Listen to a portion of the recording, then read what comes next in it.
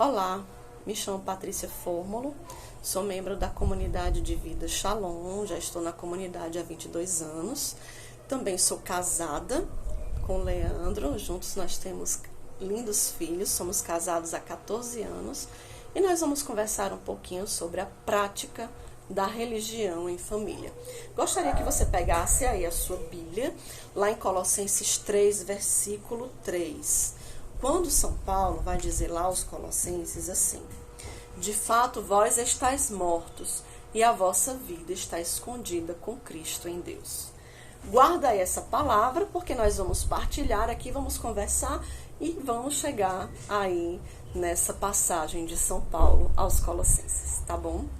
Então, toda pessoa humana traz consigo os valores, né? Toda família humana, as empresas têm valores, as instituições têm valores, a igreja tem valores, a própria comunidade Shalom tem valores, a diaconia, que é onde eu moro, tem os valores da diaconia, né? E a família, a pessoa traz consigo os valores. E esses valores, eles vão sendo construídos ali na nossa família, na vivência ali com os nossos pais, com os nossos irmãos, né? Os valores do pai e da mãe, aquilo que eles vivem como valores, vão se tornando os valores da nossa família. E a partir dos 4 anos de idade, esses valores vão sendo fortemente assimilados pela criança. Os valores, eles estão ligados à dignidade e à moral. Existem também os contravalores, que eles também podem ser vividos por nós como se fossem valores, né? Exemplos: o ficar rico a qualquer custo, né? É um contravalor que pode ser vivido por nós como se fosse um valor. O status, né? Um contravalor é uma concupiscência, a concupiscência do poder, né? Ele pode ser vivido por nós como se fosse um valor. O próprio sensualismo, né? Algo tão difundido na nossa sociedade, pode ser vivido por nós como se fossem valores, né? Que na verdade são contravalores. Eles vão contra a dignidade e a moral, né? Claro que esses valores e os contravalores também podem ser absorvidos pela criança por outros meios. Um exemplo hoje, nos nossos dias de hoje, é a internet, as redes sociais, né? Ou outras fontes também. Eles podem absorver esses contravalores como se fossem valores também através de outros meios. Geralmente, desde o nosso dia a dia até as nossas grandes decisões, elas vão sendo baseadas nos nossos valores. Por exemplo, se para mim o conhecimento é um grande valor, eu vou me esforçar bastante, eu vou estudar bastante, eu vou gastar o meu tempo, eu vou destinar recursos, eu vou destinar o meu pensamento, administrar o meu dia em favor de que o meu objetivo seja alcançado, que é o alcançar o conhecimento. Se para mim a beleza é um grande valor, eu também vou destinar parte do meu dia, parte dos meus recursos financeiros. Eu vou pensar, eu vou dedicar o meu pensamento a pensar em de que forma eu vou ficar mais bonita, né? Então, aquilo que para nós é valor, ela vai estar incluída na administração do nosso dia a dia. E a impressão que a gente vai tendo é que quanto mais eu vou absorvendo esses contravalores como se eles fossem valores, eles vão nos dando aquele negócio de insaciedade, né? Eu vou sempre buscando mais, porque não adianta para mim adquirir esse conhecimento aqui, eu tenho que conhecer mais, né? Não adianta para mim ser bonita até aqui, eu tenho que ser bonita mais, porque vai aparecer alguém que é mais bonito do que eu. Para mim, ser rico até aqui não basta, né? Eu vou querer ser mais rico. Então, eu sempre vou gastar mais tempo, mais recursos, mais pensamentos, mais ações. Enfim, o meu dia a dia, das pequenas às grandes decisões, eles geralmente vão ser baseados nos meus valores ou contravalores que são assimilados por mim como valores.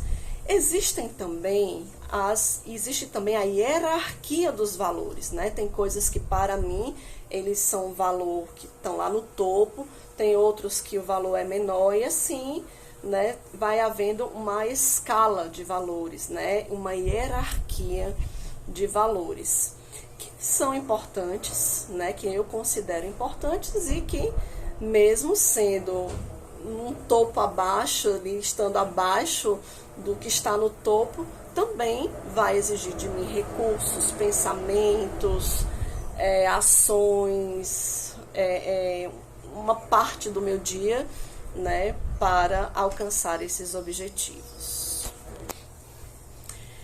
Então, nós como família cristã, qual é o nosso valor que deve estar lá no topo? O que deve ocupar o topo da hierarquia dos nossos valores? É a vivência dos valores cristãos, né? A vivência da nossa religião. A nossa vivência, ela deve ocupar o meu pensamento, as minhas ações, os meus recursos intelectuais, os meus recursos financeiros, os meus recursos humanos, né? Então, todas as minhas potências, elas devem estar voltadas para a vivência desse grande valor, que é a prática da religião. O que é a prática da religião? O que são esses valores cristãos?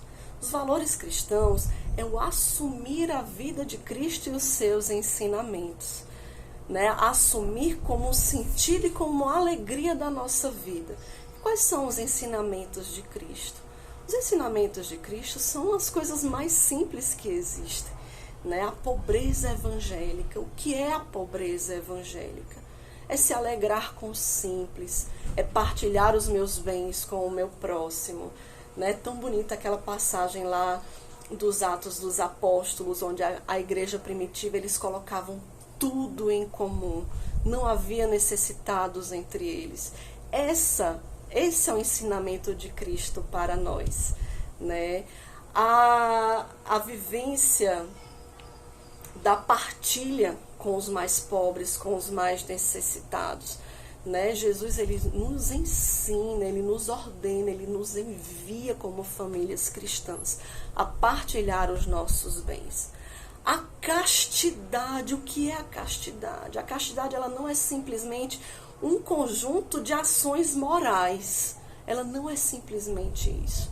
Ela é o reconhecimento de que eu trago comigo Cristo, que eu trago comigo o Espírito Santo, que eu sou um templo do Espírito Santo, que eu pertenço a Cristo, eu vim de Cristo, eu volto para Cristo, então eu guardo comigo algo que é sagrado, eu sou sagrada.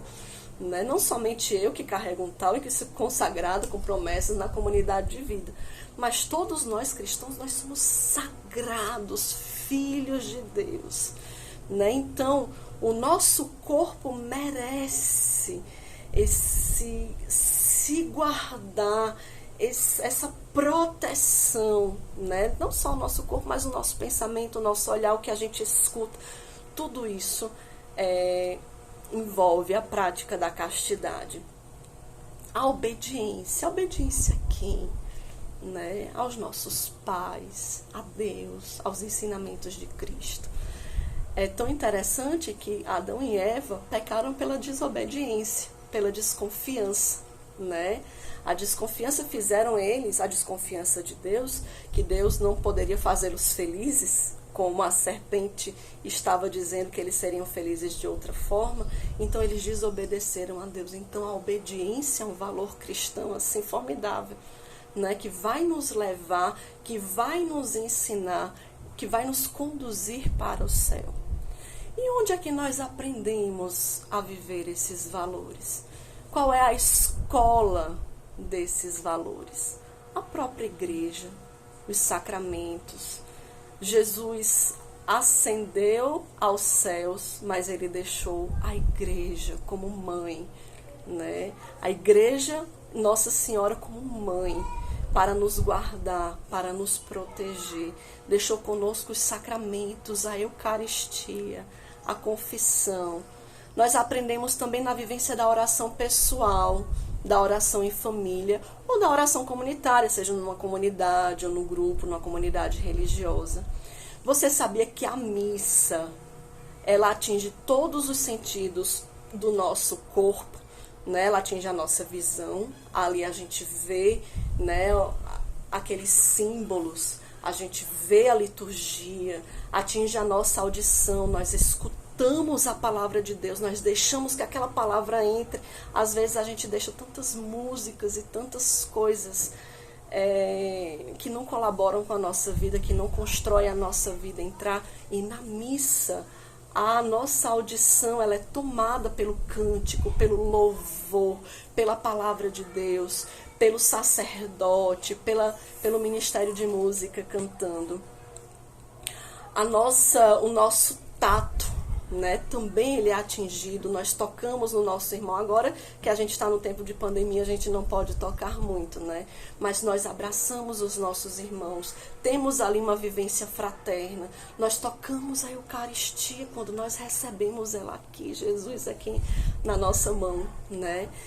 O nosso olfato, ele é envolvido pelo odor, pelo perfume ali do incenso do turíbulo. A nossa oferta, a oferta de Cristo, a nossa oferta junto com a oferta de Cristo que sobe aos céus. E o nosso paladar também, né? Quando comungamos o corpo de Cristo, o nosso paladar é tocado, Cristo entra em nós. E todos esses sentidos, visão, audição, olfato, tato, paladar, os nossos pensamentos, o nosso coração, eles devem todos se voltar para Cristo. Eu gosto muito daquela expressão, daquela música, ó, vem Jesus e toma o teu lugar. Qual é o lugar de Jesus na nossa vida? É o nosso coração, onde ele reina, onde ele tem um trono dentro de mim. Então, quando eu comungo, quando eu recebo a Eucaristia, né, todos os meus sentidos se voltam para quê? Para adorar a Jesus que está dentro de nós. A criança, por mais que ela não consiga ali na missa assimilar tudo, prestar tanta atenção na missa, mas uma vez um padre, um sacerdote muito sábio, disse que a criança ali vai sendo também atingida nos seus sentidos humanos, né?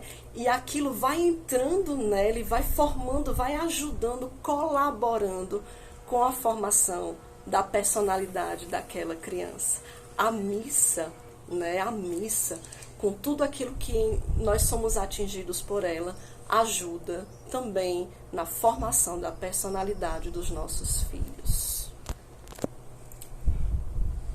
E então, vamos passar agora para um outro ponto, né? Por que a vivência dos valores cristãos, eles não devem ser somente uma pregação para os meus filhos, porque a gente pode cair no risco de pregar para os nossos filhos, ensinar com as nossas palavras, mas os nossos filhos absorvem muito mais da nossa vida do que das nossas palavras. Eles percebem, como nós percebemos dos nossos pais, né? Ou dos nossos responsáveis. Nós percebemos, eles percebem, né? É diferente de eu estar aqui. Eu estou aqui pregando para vocês, né? Enfim, minhas palavras para vocês podem colaborar muito, mas os meus filhos conhecem a minha vivência, conhecem o que realmente é valor para mim, né? Então, porque essa vivência, ele é um transbordamento, ele transborda, né? Aquele copo que enche até transbordar, né? Então, a vivência cristã, dos valores cristãos, eles devem transbordar na nossa família. Por isso, mais sacramentos, mais vida de oração, mais oração pessoal e estudo bíblico, mais oração comunitária, seja no seu grupo de oração, seja na comunidade, seja em família. Enfim, mais momentos de oração. Para quê? Para que se transborde dentro de nós a vivência desses valores cristãos. E por que a vivência dos valores cristãos é tão importante para nós? Porque a nossa vida está escondida com Cristo em Deus. Toda vida sem Cristo no centro não é uma vida de verdade. São Paulo vai dizer, vós estáis mortos, e a vossa vida está escondida com Cristo em Deus.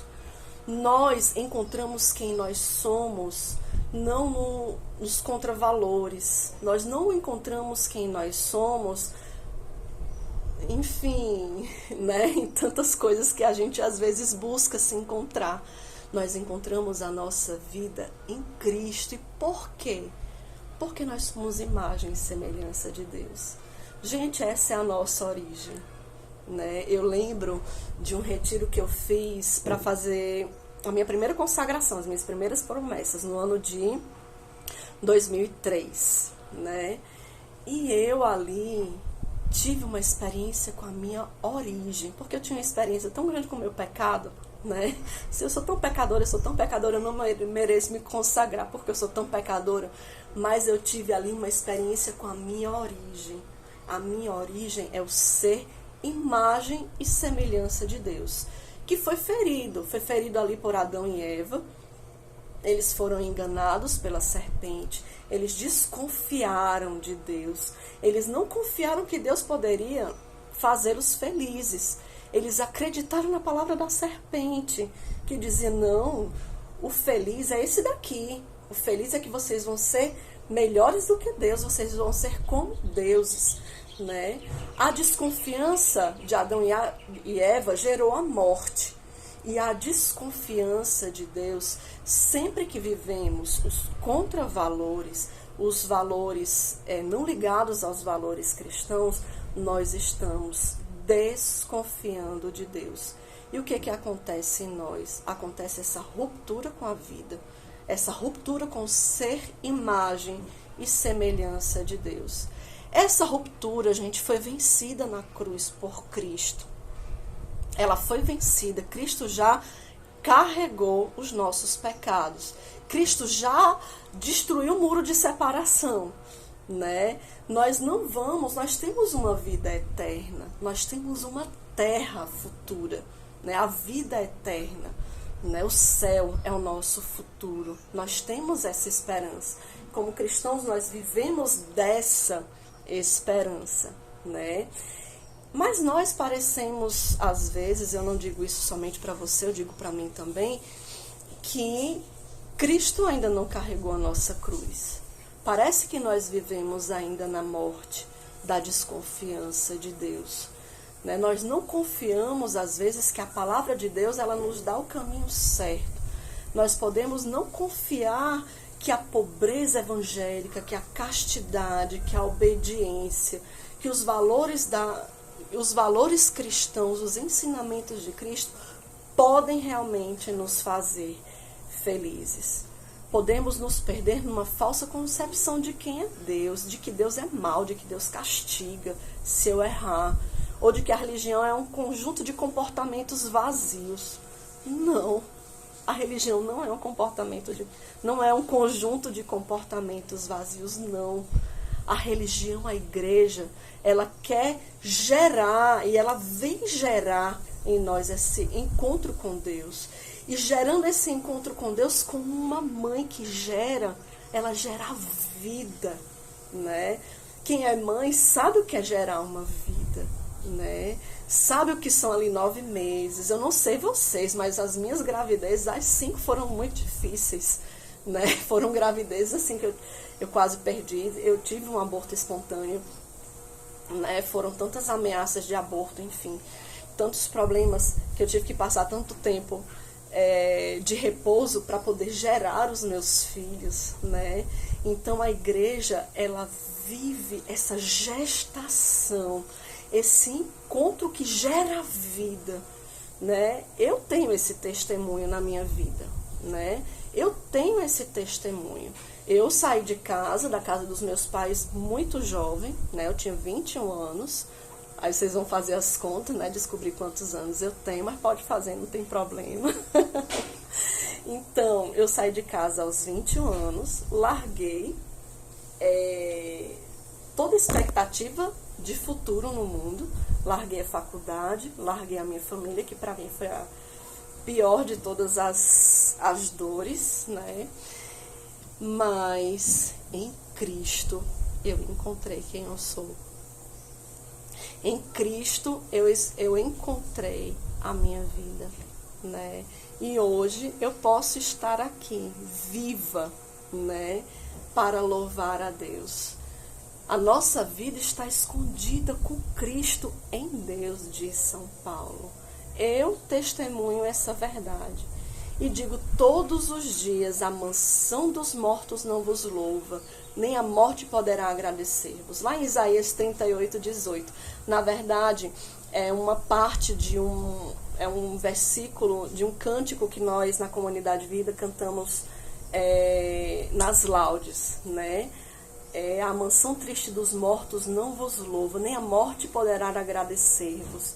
No versículo 19 diz, só os vivos é que podem vos louvar, como hoje eu vos louvo agradecido. É assim que eu me sinto. A minha vida escondida com Cristo, eu encontro a minha vida em Cristo e de pé, como uma pessoa que está viva, eu louvo a Deus. A mansão triste dos mortos não pode louvar a Deus. Quem não confia em Deus não pode louvar a Deus. Quem não acredita que Deus é a nossa alegria, que Deus deve ser o centro da nossa vida, que é Deus quem nos dá a vida, que é Cristo quem nos dá a vida, não pode louvar a Deus. A mansão triste dos mortos não pode louvar a Deus. Nesta mesma passagem, diz assim, o Pai há de contar para os seus filhos a vossa verdade e o vosso amor sempre fiel. Então ele envia a nós, pais, a contar para os nossos filhos a verdade e o amor sempre fiel de Deus. Quando eu não confio em Deus, eu começo a acreditar, principalmente hoje que a gente tem tanto acesso, né, às mídias, eu começo a acreditar que a nossa vida, que a nossa felicidade está em fazer aquilo que aquelas pessoas famosas fazem, né, o que está na riqueza, o que está na beleza, no sucesso, no prazer. Isso vai me colocando no centro da minha vida. Vai tirando Jesus daquele trono, vai dizendo assim, peraí, vai para ali, né? E vai me colocando no centro da minha vida, porque o meu objetivo é a fama, é o sucesso, é a beleza, porque eles colocam ali uma maquiagem de felicidade, né? E aí, isso vai me tornando que uma pessoa egoísta, centralizada, soberba, avarenta, tantas coisas, isso vai tirando o meu olhar de Deus, eu não vou conseguindo mais louvar a Deus, né? Isso vai me tornando uma pessoa incapaz de louvar, e se incapaz de louvar, uma pessoa que habita nas trevas da morte, né?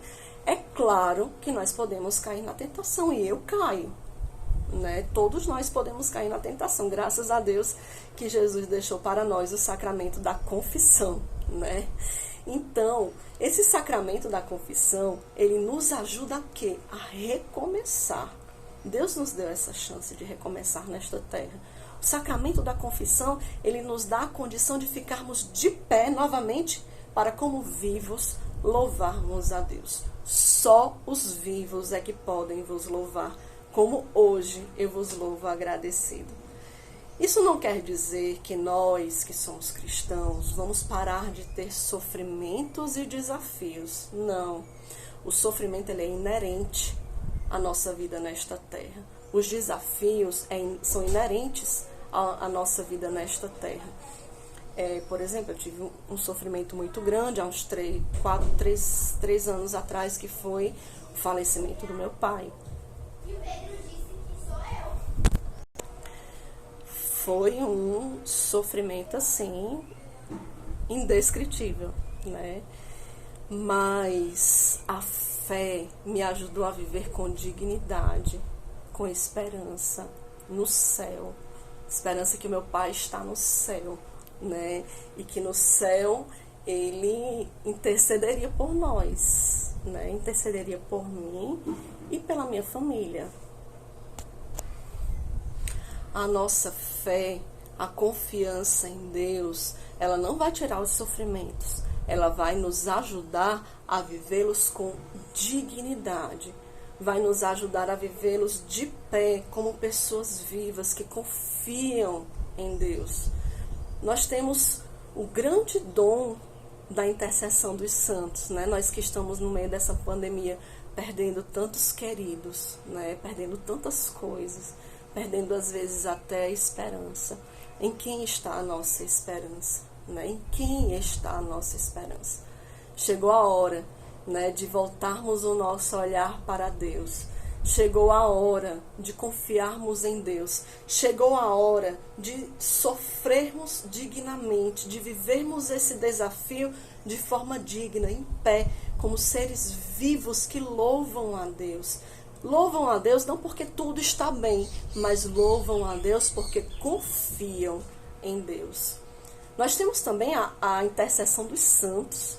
Nós temos Nossa Senhora, nós temos tudo, nós temos dentro da igreja tudo, né?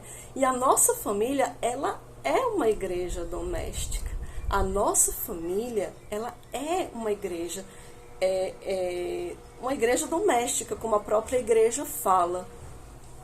Nela deve-se também ser alimentado todos os sinais da nossa fé. Por exemplo, aqui em casa, é até engraçado, porque é cheio de oratório aqui em casa. Na cabeceira de cada um dos nossos filhos tem um oratório ali com uma cruz, com Nossa Senhora e com o santo preferido. Né? Tem o meu filho mais velho, tem tanto santo que o oratório dele não cabe, né? Porque tem São João Paulo II, tem um monte de coisa de São João Paulo II, Santo Alberto Hurtado. Minha filha também, o oratório dela é bem sortido assim, de santos, né? Então, esses símbolos visíveis, o ícone de Nossa Senhora, a cruz, uma imagem, os santos da sua devoção, eles devem estar presentes na nossa casa. Água benta. Gente, vocês sabiam que uma vez eu rezei por uma pessoa que estava tendo uma manifestação, várias vezes, e a pessoa era liberta da manifestação com água benta. Era uma coisa impressionante, impressionante, impressionante.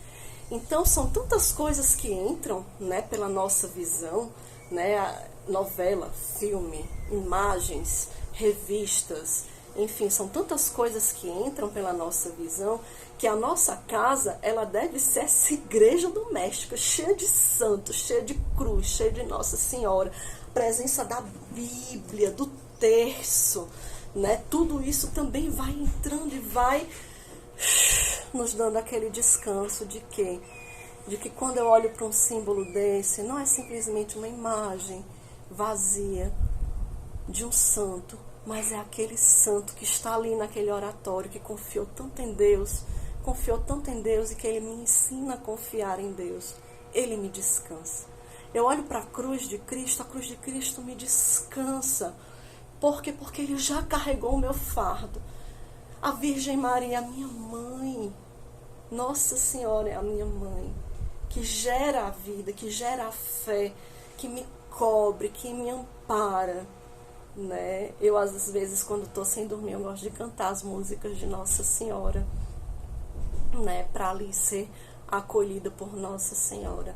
Enfim, são tantas batalhas que nós vivemos neste mundo, que a vida dos santos, que a vida de Nossa Senhora, que a vida de Cristo alimentam em nós a esperança de que nós venceremos as batalhas contra os males deste mundo. E se nós queremos que os nossos filhos sejam felizes, vamos deixar para eles como herança a grande riqueza da vida cristã. Eu não sei se vocês conhecem como é a comunidade de vida, mas eu, como comunidade de vida, não tenho nada. Né? Eu não tenho nenhuma herança para deixar para o meu filho, para os meus filhos. Eu não tenho nenhum bem, né? Então, eu sou missionária, posso ser transferida a qualquer momento junto com a minha família. Minha família é missionária, a gente pode ir para qualquer lugar do mundo a qualquer momento. E nós não levamos nada, a não ser as nossas roupas, né? Então, qual é a herança que eu vou deixar para os meus filhos? A herança é o céu. A herança são os bens eternos, não são os bens deste mundo, que são efêmeros e corruptíveis. Os bens eternos, eles permanecem para sempre. E essa é a nossa alegria, essa é a nossa fé como cristãos, essa é a nossa esperança. E eu convido todos vocês a junto comigo darmos este grande louvor a Deus de pé. Né? Se você não se sente uma pessoa de pé, vá para a confissão, né? E recomece e fique de pé como uma pessoa viva que pode louvar a Deus. Só os vivos é que podem vos louvar. A vossa vida está escondida com Cristo em Deus. Shalom, meus irmãos. Deus os abençoe.